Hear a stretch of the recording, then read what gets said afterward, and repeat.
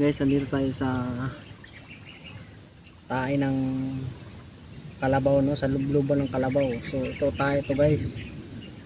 So shout out nga pala sa nagamon sa akin dyan. So ito na, gagawin ko na, abangan mo lang to. At shout out na rin sa mga fans natin dyan. Wag na wag yung gagayahin to guys.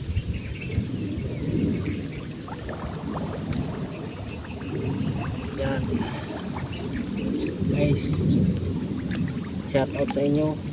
Grabe yung Please no! No! No! No!